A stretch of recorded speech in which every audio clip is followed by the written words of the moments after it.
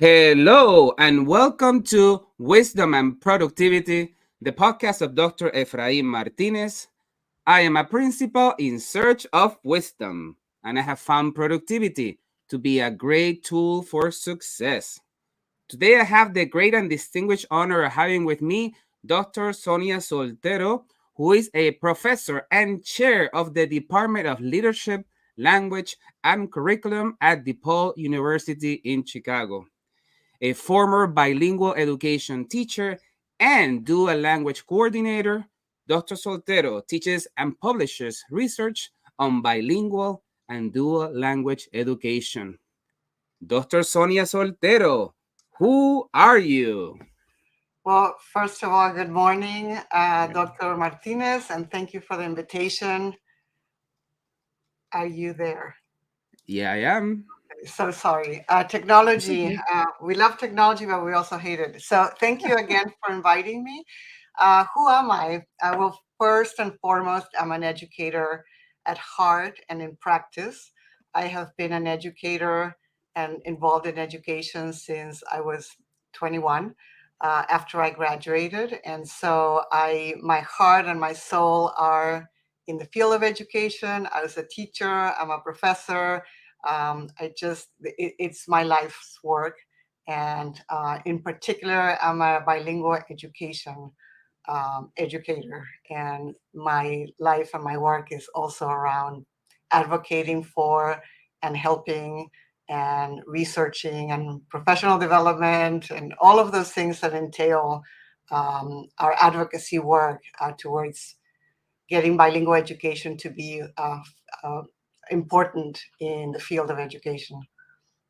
Beautiful. Thank you so much. As a school principal in a school with a significant dual language program, I am highly interested in asking you questions about it. But for starters, can you walk us through your professional trajectory up to this point?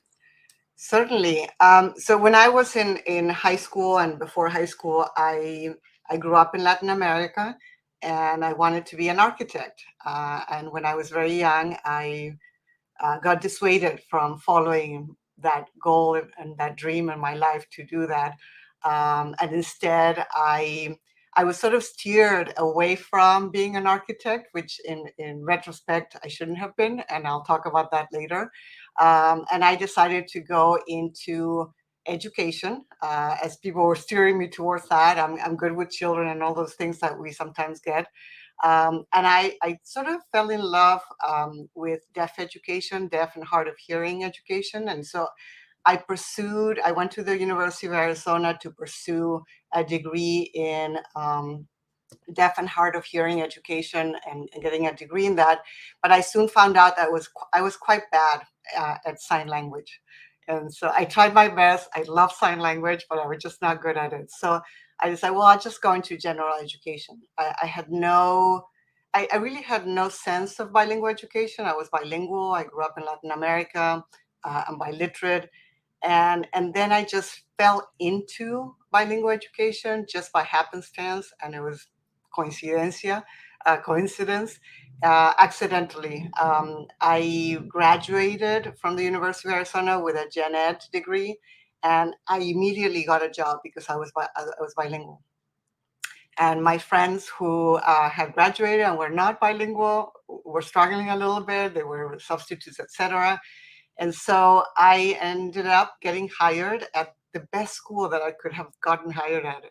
It was just serendipitous because I ended up teaching and got a job 1 week before classes began. I was 21 at the Pascua Yaqui Native American Reservation in Tucson, Arizona. And so within the first week, I was overwhelmed, but I fell in love with the students. I fell in love with the families, with the community, with teaching, and with bilingual education because I was teaching a very interesting population of students who mostly were Yaqui, Pascua Yaqui Native American. And the Yaqui tribe, I don't know if you're aware, is a tribe that is split between the southern part of Arizona and the northern part of Mexico. Mm. And so in the US side, the Yaqui tribe mostly speaks Spanish and English, very little Yoeme, which is their language, Yaqui. But in the Mexican side, it's mostly Yoeme and Spanish. So I just then I thought, well, I don't really know what I'm doing because I did gen ed, and I pursued my master's degree and my PhD at the University of Arizona in bilingual education, and I worked with some really prominent scholars in the field, Richard Rees and Rees Moll and Yetta Goodman and Ken Goodman and others, and that just shaped everything came together very accidentally. And so then I moved to Chicago, and I was a Chicago public school teacher and also a dual language coordinator for a while. Um, and I got a job. I applied and got a job at DePaul University after I earned my doctorate. And I've been at DePaul University for 24 years now, doing teacher preparation, but also principal and administrative preparation around bilingual education, English language learners, issues around Latino education and immigration. And so I've my soul is still in the classroom. And so even though I do a lot of research and I publish and I do many things, the classroom is really my home, and bilingual education is my home. Thank you so much for sharing all that story. I am highly curious. What would you say were the major differences between how you taught and the schools in Arizona with that reservation tribe and what you found here in Chicago? So in the Southwest, it's predominantly Latino Mexican, or it was when I was there. I think it's more diverse now, and there's a lot of history, of course, because Arizona was part of Mexico. So there's a big influence around Mexican history and culture, and even the Yaqui, the Yoeme tribe, is part there's that very Mexican association with the Yoeme tribe. And so the school that I was in, Tucson, Arizona, was it shifted between the number one and the number two most needy, quote unquote, school, high poverty community, lots of trauma and other issues. And so it had a lot of funding, but it was always a struggle to really do education per the community and being culturally and linguistically responsive to the community. When I came to Chicago, it was, of course, very urban setting, and I had students that I never had before. I had Mexican descent students and also Puerto Rican students. And because we were doing dual language in Chicago, in the Chicago school where I was working, African American children who were in the two-way dual language program. And so Yes. I had to shift very quickly, and I relied on the students. And even though I was teaching 5-year-olds, I was teaching kindergarten and I did second grade for a little bit, relied on the students and the community and the families to educate me around sort of differences between my context that I was in Tucson and the context here in Chicago. So I relied on the families and I relied on the community and my peers who were teaching in the school and had been senior teachers. And so for me, I don't know how anybody can say they're not a lifelong learner, even though that's a cliche, but we don't know everything and we're always learning. So Mhm. it enriched my background and experiences, and I learned so much from being in those two similar but very different contexts.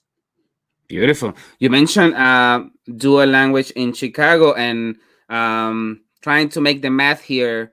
Dual language has different waves throughout the years. What Yes. should the average listener should know about dual language in Chicago? So dual language in Chicago, as you said, has had these cycles of initiatives that have come and gone. So it has a long history in Chicago. And as everybody knows, I think you should know, Inter-American Magnet School was the first. It was created by a group of parents, and it's been around since the 60s. And so there is a long, rich history of dual language. And every so often, every so many years or decades, there's a cycle of reinitiating dual language. It happened a couple of times, and the last time when I was here as a teacher, it happened under Paul Vallas, who was the CEO. It began with 31 schools, and but it began in the middle of the year. So a lot of misconceptions about how to do this right. And so a lot of those 31 schools didn't do very well because of the lack of planning and the lack of understanding what dual language is and what it takes. And so after that, the next cycle was to about 2008 with the Buell Commission, which was the Bilingual Education World Language Commission, that was a directive from the board at that time, which was wonderful. Like the board was buying into dual language and understanding why that's important.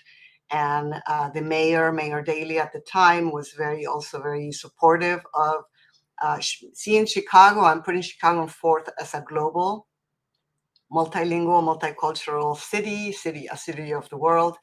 And so that, of course, goes line and very much hand in hand with bilingualism, multilingualism, and embracing linguistic diversity and embracing cultural diversity. So the for your audience and the audience that is listening today and listening later, is the linguistic capital that Chicago and the U.S. has should not be squandered.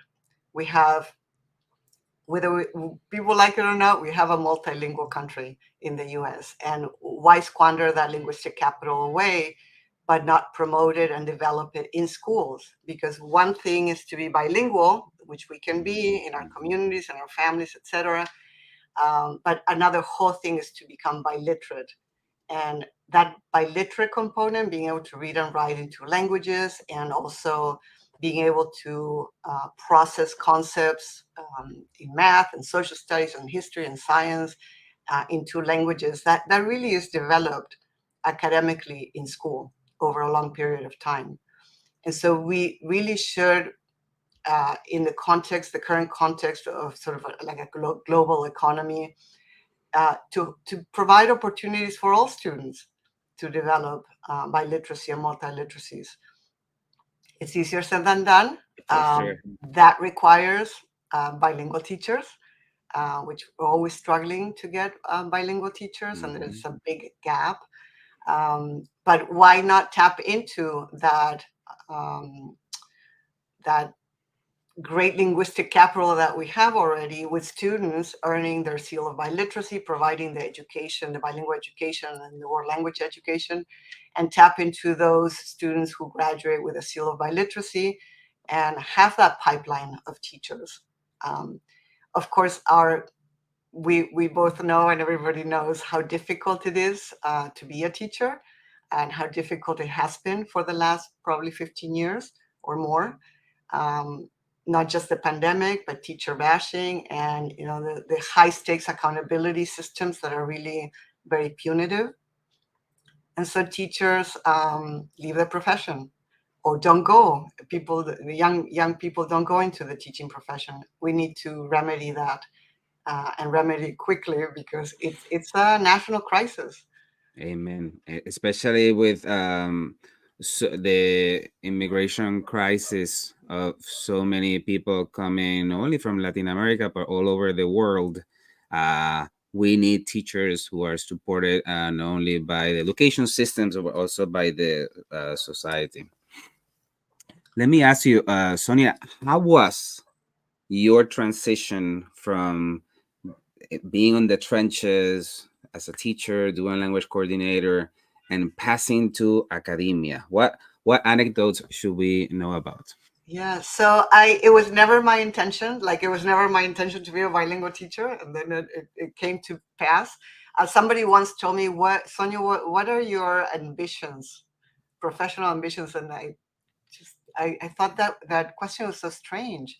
I don't have ambitions. I have things that I pursue because I enjoy. And so there's not a goal at the end of the line.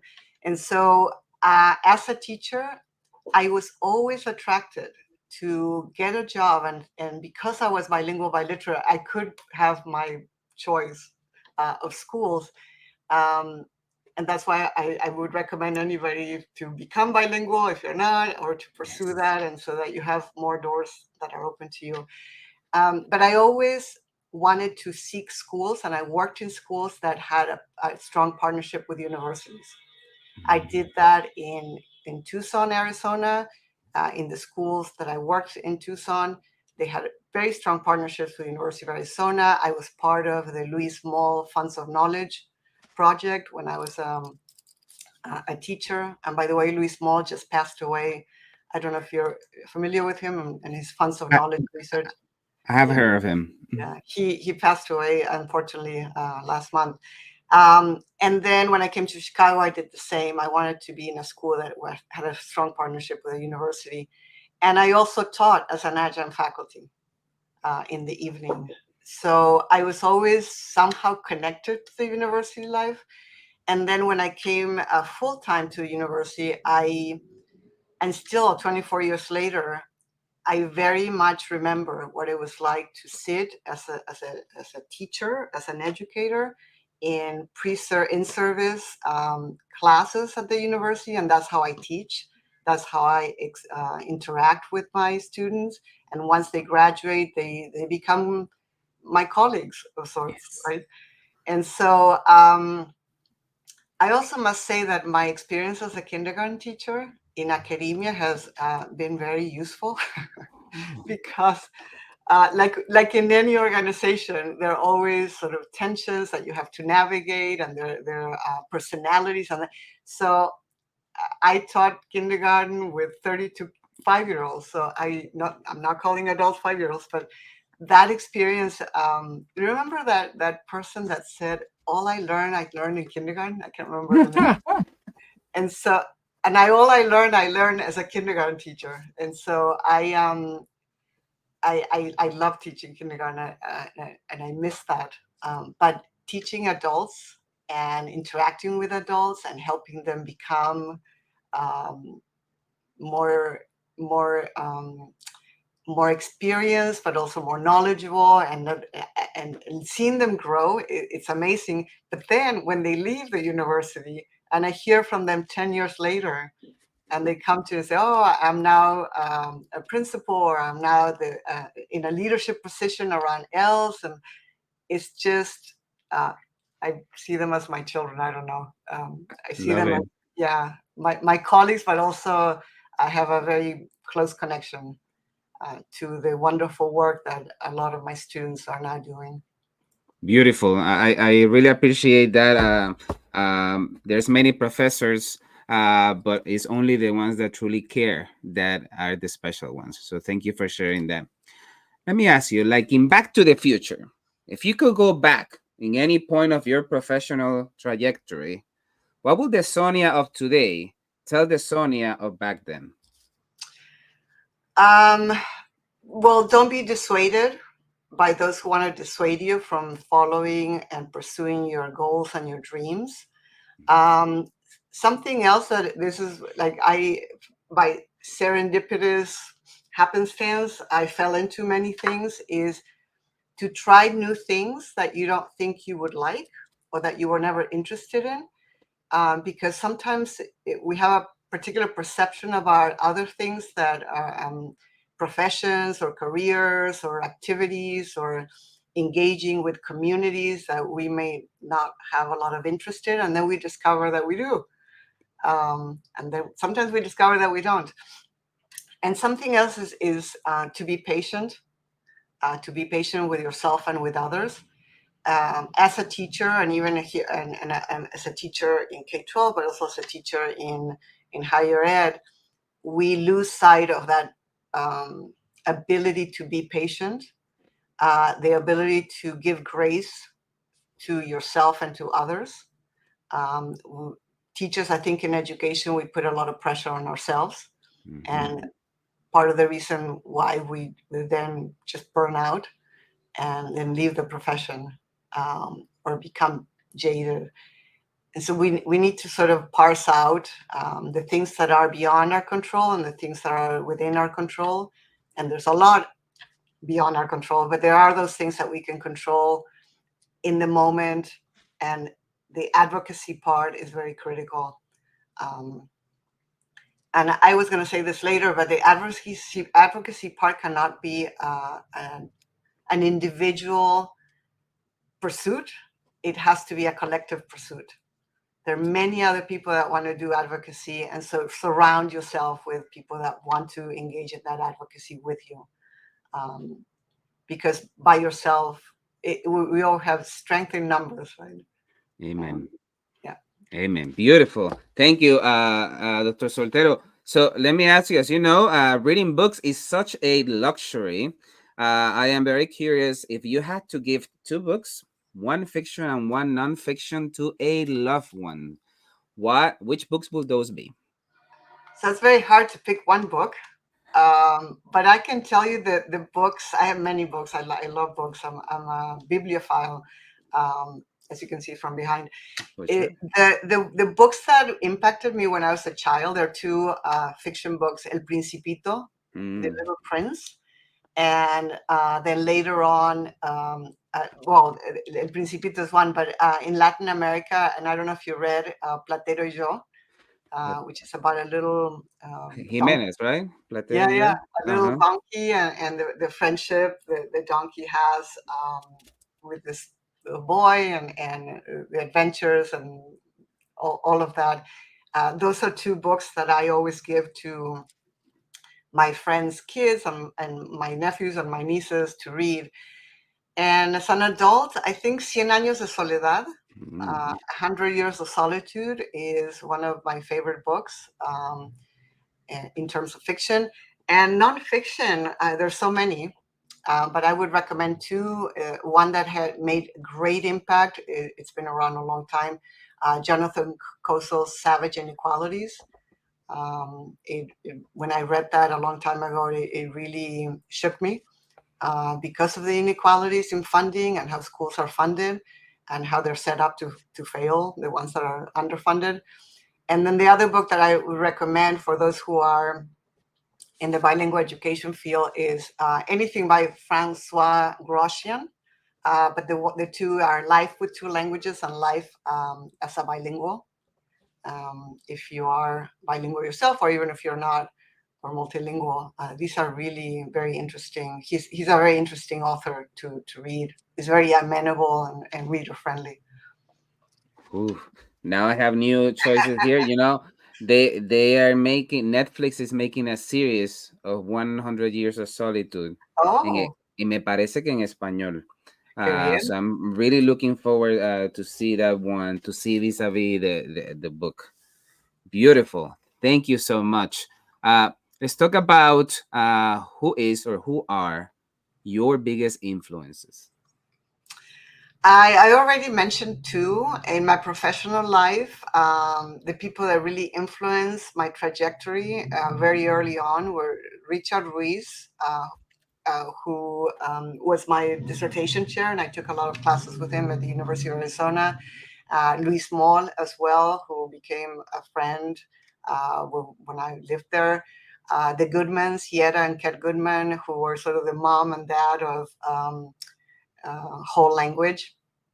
And then, of course, so I've been involved in the reading wars for a long time. The whole language, or now it's the balanced literacy versus the phonics approach. And then later, as I became more engaged in the field, the one person that I really look up to, and she's a friend, and she just gave her last presentation at age 90. Lily Wong Fillmore, who's from Berkeley.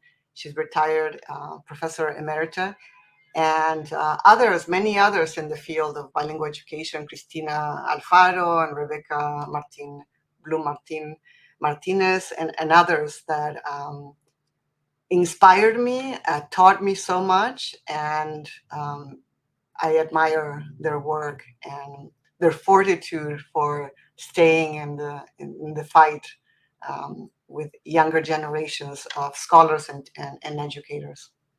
Beautiful. Thank you so much. That's such a library of influences. That's awesomeness. Let me ask you one more question in the section of wisdom of this show. How do you address or deal with imposter syndrome? So, imposter syndrome is an interesting concept in terms of those who, because there is something to be said that there are some imposters that pose, as we know, as educators or leaders in education, and they've never been in a classroom a day in their lives. And so there is, a genuine imposter thing. But the imposter syndrome, in terms of feeling inadequacy or feeling that we don't measure up, or I think for me and for us, and what I tell my students is that we need to surround ourselves with people that you admire and people that you can learn from. I've always surrounded myself, I always want to learn. So I surround myself with people that I can learn from, and that also you have trust in those people, that you have admiration for and that you can learn from. But that trust is very important, because that's the trust where you can seek advice and you know that it's not just going to be genuine advice that you get and feedback, but it's also going to be coming from a good place, and not a place of competitiveness or anything else. So I'm always also seeking for advice, because I'm always self-aware and try to be self-aware and self-reflective about my flaws, and where I can improve. It seems that that's a skill that we have to develop. That it's not easy to engage in all the time, but I think we need to do that. That's how we grow as human beings, as professionals, as people that others perhaps may want to seek for advice, and knowing that they can be trusted, and that you can be somebody who provides. I like frankness and I like genuine advice, rather than, I don't want to hear I'm great. I don't want to hear that. I want to hear where are the areas that I can be better, because that's growth, and we grow forever until the end of our lives. We're always learning and growing. Beautiful. Thank you so much. I always tell my students, Michael Jordan never stops practicing.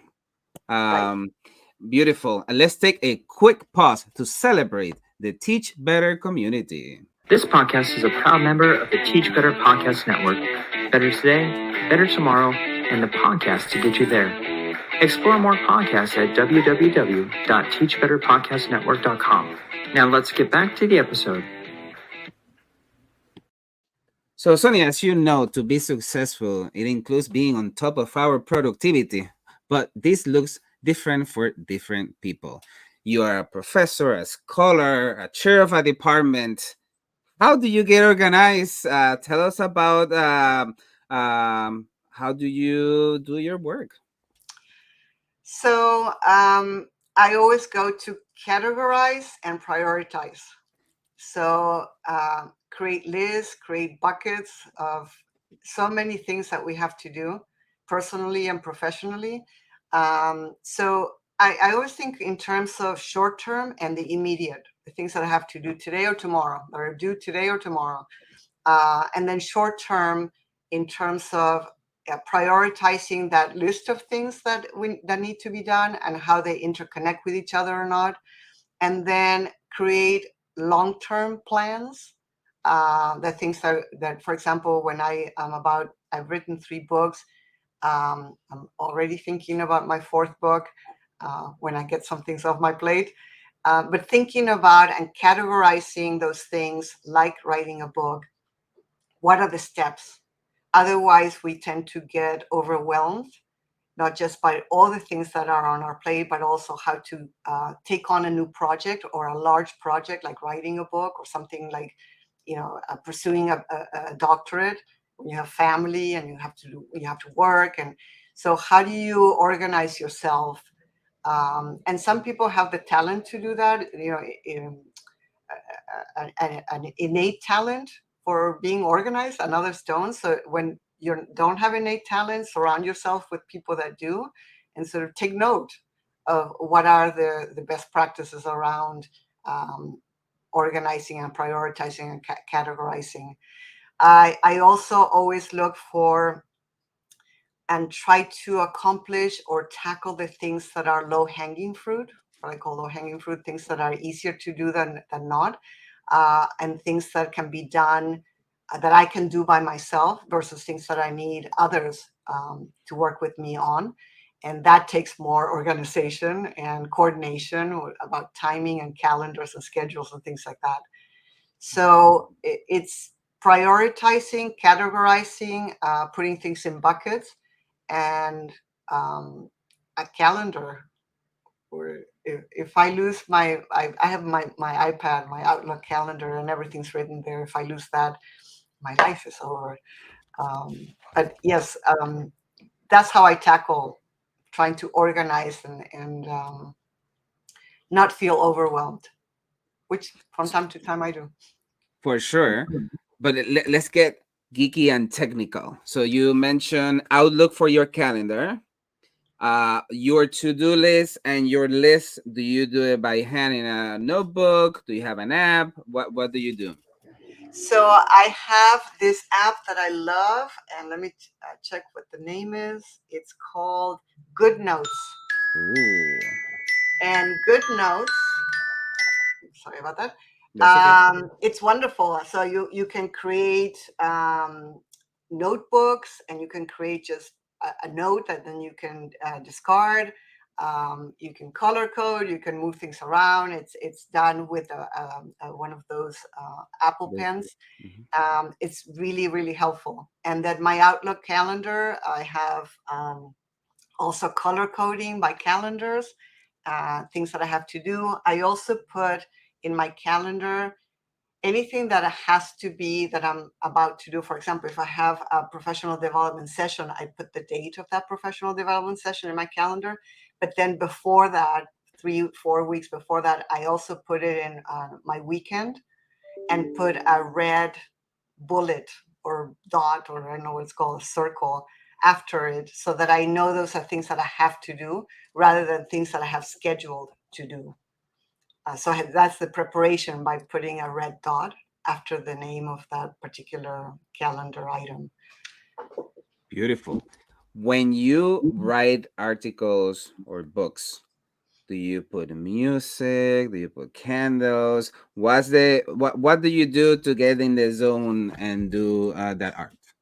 So writing is, I've written a lot, but it's not easy. You have to get in, sort of get in the mood, but get in the rhythm.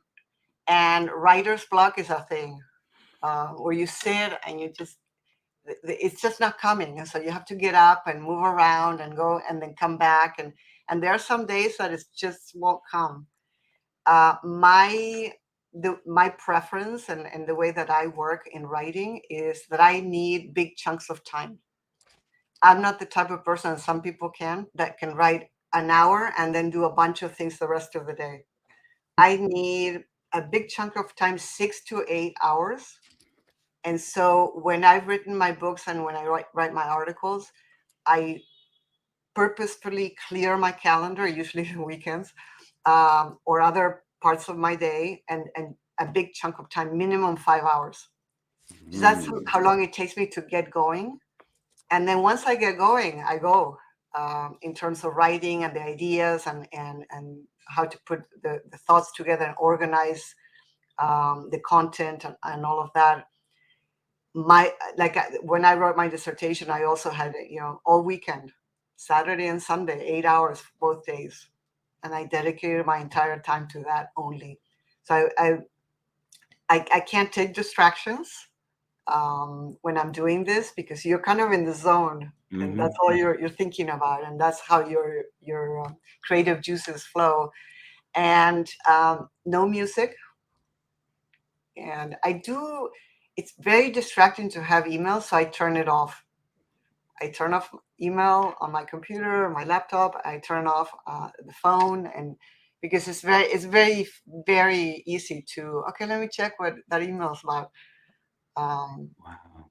and So if have you like silence, I just took my son to a college campus tour, and they had these pods that when you close yourself inside, is complete silence, like this, and you can yell all you want, and nice, nobody will hear you. nice. So that's interesting. So you feel that without any sound, is that you're in your best element I am. Sometimes I put, because if I put any music that has words, then Oh I yeah. start listening to the words. So, wanted to sing the words. So sometimes I do put some music that they don't have lyrics. But it, for me, in writing, that's the music in my head, because I like you that. get into a rhythm of writing and thinking and writing, and then going back and editing, and so that's the music in my head. And when you write, do you use Google Doc, a Word document, Scrivener? What do you use? Old-fashioned Word documents, and then I have piles of books everywhere that and post-it notes that I then can reference quickly. I also now, which is so different, when I wrote my dissertation, one has access to PDFs, not books, but PDF articles. So I have several files where I have categorized the articles around their topics. So, and I make sure, and this is a tip, that when I'm using references, I immediately put the reference in the text and in the reference section so that I don't forget. Because that's something that we tend to, like, oh, I'll do that later, but then it becomes overwhelming. You can't remember the references that were used, and because when we paraphrase, we have to give credit to the source to ensure Mm, it. So there's sort of beautiful. like a whole process of doing. For sure. So you're reading something, and do you suddenly say, "Oh, I know I'm gonna use this"? So you mark it with a post-it Yes. because you know you're gonna use in that section. I Okay. mark it with a post-it in the book, but then I make a note in the Word document Ah, so that I remember that, oh, there was that particular book that had that particular content that I want to use. So I have to reference in my Word document to make sure that I remember to go back to that book, not some other book, and the page beautiful. number and all of that. And how do you? What is your process of setting up PD presentations and or lectures? Do you, I don't know, you visualize yourself and what you're gonna, your audience? What advice do you have? So I always ask about the audience so that I can tailor what I'm going to say and the types of slides. I do PowerPoints because I couldn't be an architect. I spend a lot of time doing architecture with my PowerPoint slides. So I always start with a blank PowerPoint. I don't like to use the templates and all that. And so I try to make those PowerPoints as visually appealing, but also content appealing as possible. And so that's how I tailor the presentation. For example, if I'm presenting to leadership versus teachers in high school versus teachers in primary grades, sometimes teachers are K-12. And so all those things have to be taken into account when I'm tailoring. Maybe the content is the same, but I have to maybe use different examples. Um, so through those PowerPoints, I try to make it interactive as well. That's why I don't give out my handouts before time, even in my class or when I'm doing professional development, because the content, there's this, I try to create this, what's coming next. So this kind of interest from the audience that I don't know what she's going to say next. I don't know what the next slide is going to say. And so that people are connected rather than providing the handout, and they know what's coming. And if when I engage the audience, well, a lot of the answers are in the handout. So Beautiful. That's why I give the handout out. And some people don't like that because they want to take notes and all of that. But once I explain why I don't do it, then they understand. Makes sense. And I like that because it makes the class or the professional development Yeah. interesting. So you mentioned at some point that before you transition into academia, you adjuncted. For those of us who would like to do that step at some point from the school setting to adjuncting and eventually professors, what makes a good adjunct? What type of adjunct universities want? So adjuncts with experience is very valuable, but not just experience. I mean, experience in the field. Of course, experience adjuncting is wonderful too, but somebody who has real deep content knowledge. And so sometimes that content knowledge is developed. When I first started adjuncting, I had content knowledge, but once I started preparing, I realized, oh, I need to know more because this course goes much more in depth. So the way that I developed deeper content knowledge is by preparing for the class, reading beyond the classroom assigned readings, beyond that, so that I actually could, my repertoire of the content knowledge was expanded beyond the readings for the class. And so somebody also who's very organized, the key thing with students is responsiveness. And it becomes much more challenged than when I was a student because of email and texting and all that. So also parameters. So I always encourage when I hire new adjuncts, I provide them tips that I follow, which are, I tell the students that from Friday at 5 o'clock till Monday morning, I don't look at my email because otherwise the students have expectations that we're on 24/7 and we're not. It's a job that we have. Um, some faculty don't care about answering emails on the weekends, but so you also have to have that type of understanding about how university is different sometimes from the K-12 world. So somebody with not only content knowledge and experience, but somebody who's willing to put in at first more time into getting deeper content knowledge. Beautiful. Thank you. That's such a great advice. I appreciate it. Sonia, when you don't have the hat of professor and writer, professional development provider, how do you take care of yourself? Any mindful activities, exercise? What do you do? I have to do more of that because I kind of do work 24/7, which is not very healthy to do. But I think somebody asked me, I think my mother asked me, well, why you, I love what I do.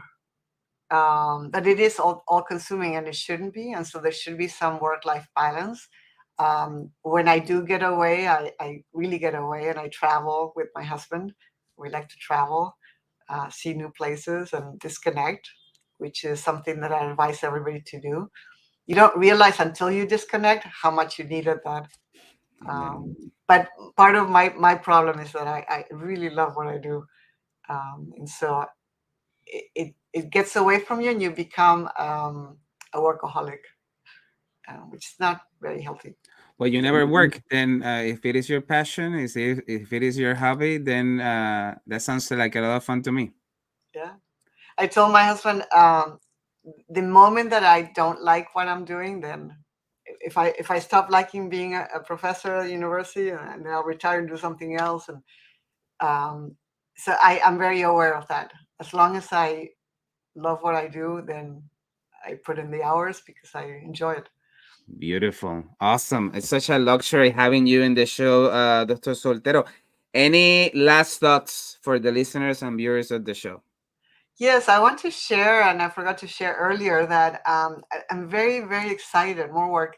DePaul University has just established a partnership with Chicago Public Schools and with ALSE, the Office of Language, Culture, and Cultural Education, around increasing the number of bilingual and ESL endorsed teachers. And the whole thing began with a very organic, in the fall, the newcomers, what can DePaul do? What can we do? We started a meeting with the great Dr. Karime Asaf, and she's a graduate of DePaul. Viva And Karime. Yes. and I offered to do, and I did some pro bono professional development, but what else can we do? And so we now have cohorts of teachers coming to DePaul. We have a cohort of Network 4 that we're doing it on site at Blaine. And we're going to have a whole cohort of psychologists, speech pathologists, counselors who only need the bilingual assessment course to get the ESL endorsement. And so that is very exciting, because every single educator and non-educator, like a psychologist or a nurse, etc., will have children, especially now, who come from a language other than English and a culture other than the mainstream U.S. culture. So That's very excited awesome. about that. Beautiful. That sounds quite exciting. There's definitely a huge need all over the state in our nation. Very grateful that people have people like you teaching them and guiding them towards success. Well, thank you for all you do and for doing these podcasts on your time off. This is very valuable. Thank you so much, Sonia. Have a fantastic weekend. You too. Thank you. Hasta luego. Hasta luego. Thank you for listening to Wisdom and Productivity, the podcast of Dr. Efraín Martinez. Chulo. And I love that production. Chill out.